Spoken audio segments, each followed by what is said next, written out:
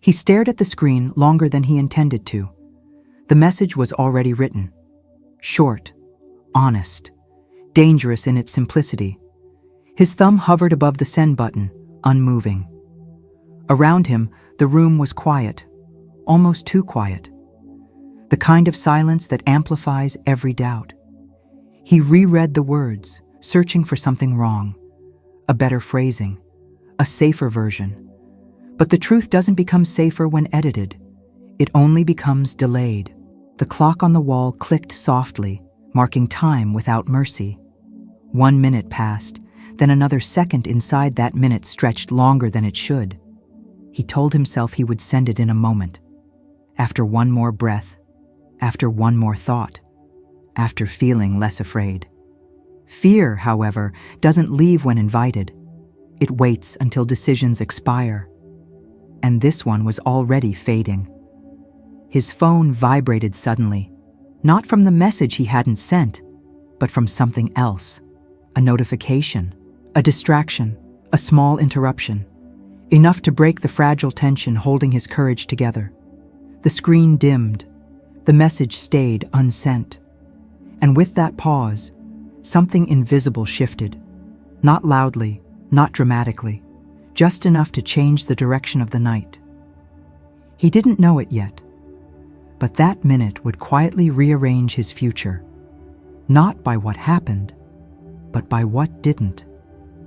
The next morning arrived without urgency. Sunlight slipped through the curtains like it always did. Nothing felt broken, nothing felt wrong, and that was the problem. Life resumed as if the hesitation had never existed.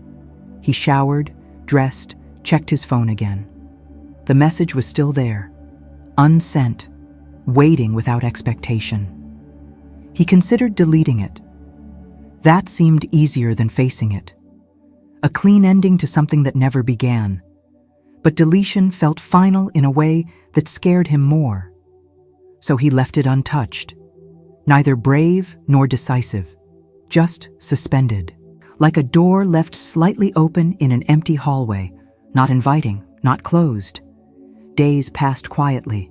Conversations happened that didn't include what needed to be said. Smiles were exchanged where honesty could have lived. He told himself timing mattered, that maybe it wasn't the right moment anymore. That silence was also a kind of answer. But silence never answers anything. It only delays consequences. And consequences, patient as ever, always arrive. They just choose their own moment. One evening, he noticed something subtle. The tone of replies had changed. Shorter, slower, less curious, as if distance had learned how to speak politely. Nothing dramatic was said. Nothing had to be. The space between words did the work. And he realized too late that hesitation doesn't freeze time. It moves it forward, without you. He finally typed again. Not the same message. Something safer, smaller. A version diluted by caution. When he sent it, it went through instantly. Delivered. Read. No reply followed. And in that quiet confirmation, he understood. The moment he feared had already passed. Weeks settled into routine, smooth on the surface. He told the story to himself in softer terms. It wasn't the right time, he said. People drift apart naturally, he said. Not every message changes a life, he said. These explanations worked during the day. At night, they failed quietly. That was when the unsent message returned. Not on the screen, but in his mind. Exact. Unedited. Persistent. He began noticing patterns he hadn't before. Moments where a single word could have altered outcomes. Small pauses in conversations. Missed chances disguised as politeness. He started answering slower, thinking more. As if reflection could rewrite the past. As if caution could compensate for silence. But life didn't slow down with him. It kept rewarding those who acted, and gently ignoring those who waited. One afternoon, he saw a photo online. Nothing intentional, nothing cruel, just a life continuing somewhere else. a smile that didn't need explanation. A moment he wasn't part of. He stared longer than he should have. Not with jealousy, but recognition. This was the branch reality had taken. Not because of fate's cruelty, but because of his restraint. That night, he opened the message again. Read it one final time. Not to send it, just to understand it. It wasn't perfect. It wasn't poetic. It was honest. And honesty, he realized, is time-sensitive. When delayed, it turns into regret. He closed the phone, knowing this version of life was now sealed. Life rewarded his restraint with stability. Nothing dramatic happened. Nothing fell apart, which made everything harder to question. He advanced slowly, responsibly, predictably. Friends called him grounded, reliable, someone who thought before acting. They didn't see the cost of that discipline, they only saw the surface it created. Opportunities came wrapped in caution, safer paths, acceptable choices, decisions that required little risk and offered little depth. He said yes to what felt reasonable, no to what felt uncertain. And gradually, his world became quieter. Not empty, just muted, like music played too low to feel, like a life lived with the volume turned down. Sometimes, late at night, he imagined alternatives. Not fantasies, just slight deviations. What if he had pressed send? What if he had tolerated discomfort for 60 seconds? These thoughts didn't hurt anymore. They felt distant, almost theoretical, as if they belonged to another version of him. Someone braver, someone louder, someone gone. One evening, his phone buzzed unexpectedly. A name he hadn't seen in months appeared, not a message. A notification that they had updated their profile photo. A simple image, a new city behind them, a different life ahead. He looked at it calmly. No ache, no urgency, just confirmation.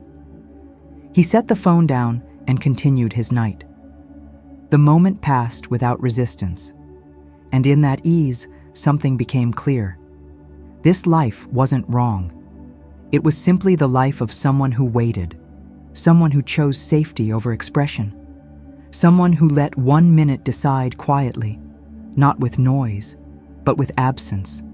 And absence, unlike mistakes, leaves nothing to fix. Years later, the memory no longer felt sharp. It had softened into something manageable. A detail, a footnote in a life that kept moving forward. He spoke about the past without emotion, not because it didn't matter, but because he had learned how to live around it. Regret, when ignored long enough, becomes background noise, always present, rarely confronted. He built routines that required no boldness, mornings that repeated themselves, evenings that ended the same way. Comfort became a system, and the system worked. Bills were paid, relationships were polite. Dreams stayed reasonable. Nothing demanded courage anymore. Nothing surprised him. Sometimes, though, in moments of complete stillness, he wondered who he might have become. Not in grand ways, just internally. Would he have spoken more freely, taken more risks, trusted himself sooner? These questions didn't disturb him. They simply hovered, unanswered, unnecessary. On an ordinary night, he deleted the message. Not ceremoniously, not with sadness, just a practical action, a digital cleanup. The screen refreshed. The space where the words once lived disappeared, and with it, the last physical trace of that minute. The past finally matched the present, nothing left to send. He put the phone away and turned off the light. Tomorrow would look like today, and the day after that. A life uninterrupted by risk, stable, quiet, acceptable. This was not a tragedy. It was simply a version. One shaped by hesitation, one chosen by waiting. 1 minute later, and everything else followed. But there was another version of this night. One where the minute didn't pass unused. One where hesitation didn't win. Because sometimes, Destiny doesn't need hours. It only needs 60 seconds of courage. And in that other life, the message was sent. He stared at the screen the same way, the same words, the same silence in the room, the same doubt pressing against his chest. Nothing external was different, only the timing. His thumb hovered for a moment, then moved. Before fear could finish its argument, before logic diluted the truth, the message was sent. There was no dramatic relief, no rush of confidence, just a quiet exhale he didn't realize he was holding. The screen changed instantly, delivered. That single word carried more weight than expected, because now the moment existed outside his mind. It could no longer be edited away, no longer protected, no longer reversed. The reply didn't come immediately, and strangely, that was okay. He set the phone down without anxiety, not because the outcome didn't matter, but because the decision was complete. For the first time in a long while, he hadn't negotiated with fear. He had acted alongside it. That alone shifted something internal, a subtle realignment he couldn't yet name. Minutes later, the phone vibrated. A response. Simple. Unexpectedly warm. Not an answer. An opening. A question returned where silence once lived. He smiled without noticing. Not with excitement. With recognition. This was the sound of a door unlocking. They didn't talk for long that night. They didn't need to. The conversation stayed light, cautious, unfinished. But something fundamental had shifted. The silence between them no longer felt heavy. It felt intentional, like a pause instead of an absence. He slept differently that night. Not better, just deeper. The days that followed carried a new texture. Nothing extraordinary happened at first. No sudden transformations. Just a subtle openness in ordinary moments. He checked his phone less anxiously, spoke more directly in conversations, answered questions without rehearsing. It was as if one honest action had unlocked others, not by force, by permission. They met weeks later, not as a dramatic reunion, just coffee, a familiar place, slightly redefined. They talked about safe things at first, work, time, small changes. Then slowly, the real subject surfaced. Not the message itself, but what it represented. The courage to speak before certainty. There were awkward moments, pauses that felt exposed, words that didn't land perfectly. And yet, none of it felt wrong. Imperfection replaced hesitation, and that trade felt fair. He realized then that sending the message hadn't guaranteed happiness. It had only guaranteed honesty, and honesty, he was learning, creates space. Their connection didn't grow loudly. It expanded in small, deliberate ways. Conversations stretched longer. Silences became comfortable instead of tense. He found himself saying things without overthinking. Not because fear disappeared, but because it no longer controlled the timing. Each exchange reinforced the same truth. Clarity creates momentum, even when outcomes remain uncertain. There were moments of doubt, misunderstandings that required correction, feelings that surfaced unevenly. But none of these moments felt paralyzing. They were faced instead of postponed. He noticed how quickly resolution followed expression, how problems shrank when named early.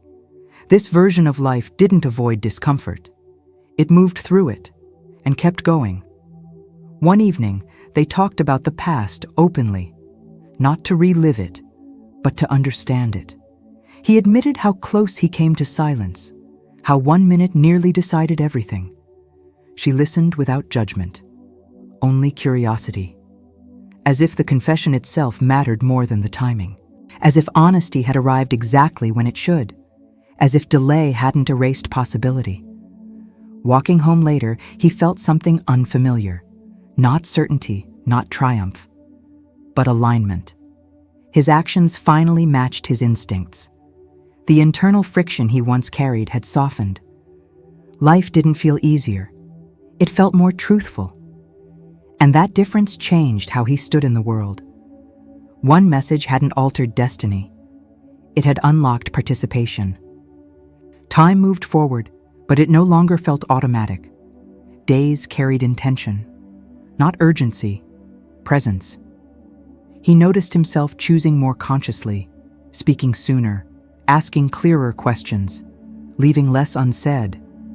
The message had become a reference point, not something romanticized, something practical. The relationship evolved without guarantees.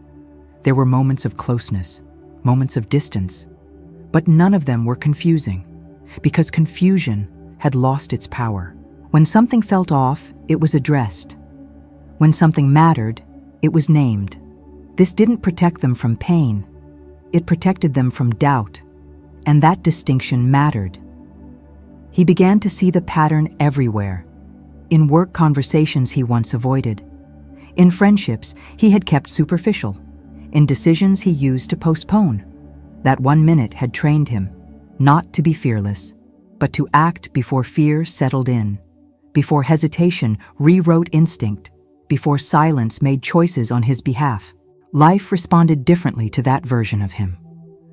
One night, alone again, he thought about the other path. Not with regret, with clarity. He could see how easily he might have waited, how reasonable it would have felt, how justified the silence could have been. That life would have worked. This one simply felt lived. And for the first time, he understood the difference. Not every destiny announces itself. Some are activated. Years later, he wouldn't remember the exact words. The message itself faded from memory. What remained was the moment of action, the choice to move before fear settled in. That minute became invisible, yet foundational. Not something he revisited, something that shaped how he lived afterward.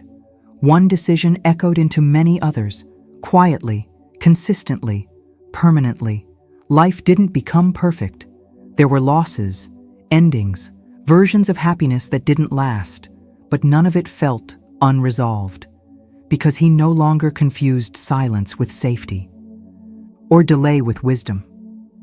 He understood that clarity has a window, and when it closes, the cost isn't drama, it's distance. Sometimes, when telling this story, he never mentioned the message, only the principle behind it. That hesitation isn't neutral. It chooses for you when you don't. That destiny rarely demands grand gestures, just presence at the right second, just enough courage to act while unsure, just 1 minute of alignment before the moment passes. Somewhere in another version of this night, the phone stayed dark. The message was never sent, and life moved forward politely. That version still exists as a possibility, not to haunt him, but to remind him that the distance between lives can be measured in 60 seconds, and everything else is what follows.